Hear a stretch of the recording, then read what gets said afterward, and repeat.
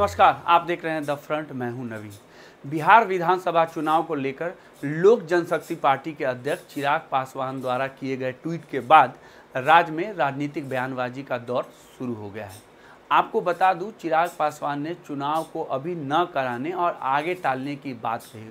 उन्होंने ट्वीट किया और ट्वीट में लिखा कि कोरोना के कारण सरकारों का आर्थिक बजट प्रभावित हुआ है। ऐसे में चुनाव से अतिरिक्त आर्थिक बोझ पड़ेगा। कहीं ऐसा न हो कि मात्र चुनाव के कारण बिहार वासियों को खतरे में झोंक दिया जाए। इस महामारी के बीच चुनाव होने पर पोलिंग परसेंटेज भी काफ़ी नीचे रह सकती है, जो लोकतंत्र के लिए ठीक नहीं है। इस पर भाजपा विधान पार्षद संजय पासवान ने लोजपा पर हमला किया है। उन्होंने कहा कि ऐसा लग रहा है कि लोजपा नेता सत्ता में बने रहने के लिए नाटक कर रहे हैं। उनका यह रवैया सही नहीं है। वर्ष 2010 में जेडीयू व भाजपा साथ मिलकर 2/3 बहुमत के साथ सरकार बना चुकी है। अपने बयान से चर्चा में बने रहने वाले संजय पासवान ने कहा कि बिहार में सरकार बनाने के लिए बीजेपी जेडीयू को किसी और की जरूरत नहीं है। बिहार चुनाव स्थगित करने को लेकर चिराग पासवान के बयान से नाराज पासवान ने कहा कि उनका बयान बेहद आपत्तिजनक है। सवाल पूछे कि क्या चिराग पासवान ये जो भी नेता चुनाव टालने की बात कर रहे हैं, चुनाव आयोग ने जब फैसला लिया तो उसको मानना ही पड़ेगा।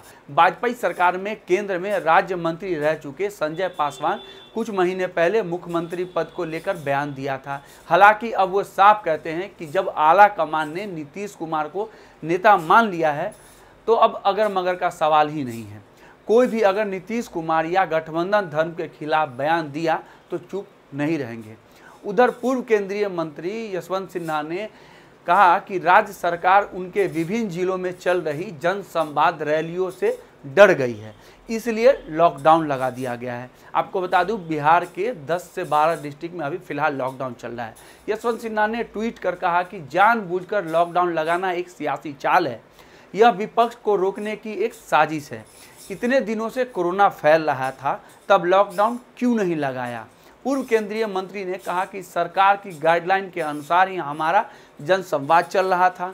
अब सोशल मीडिया के माध्यम से भी जनसंवाद जारी रहेगा।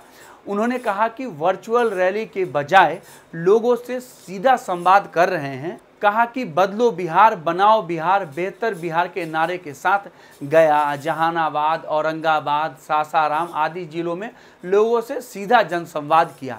लोगों ने उत्साह के साथ उसमें भाग लिया। यशवंत सिन्हा ने कहा कि राज्य में कोरोना जांच की गति बहुत धीमी है।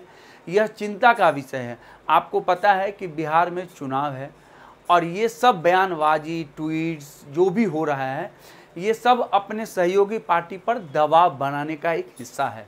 आपको बता दूं, पिछले विधानसभा चुनाव में जेडीयू और बीजेपी अलग अलग चुनाव लड़े थे, क्योंकि जेडीयू और आरजेडी साथ में थे।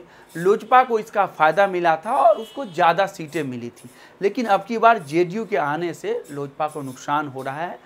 सीट उसकी ये फिक्स है कि उसकी सीट काटी जाएगी, जो बीजेपी की भी कुछ कटेगी और जेडीयू की भी कुछ कटेगी। वैसे चिराग पासवान जो अभी लोजपा के सर्वे सर्वा हैं, वो ये एक दबाव बना के चाहते हैं कि किसी तरीके उन्हें ज़्यादा से ज़्यादा सीटें मिलें। वैसे अभी देखते हैं, अटकलें बहुत है, अटकलों का बाजार गर्म है।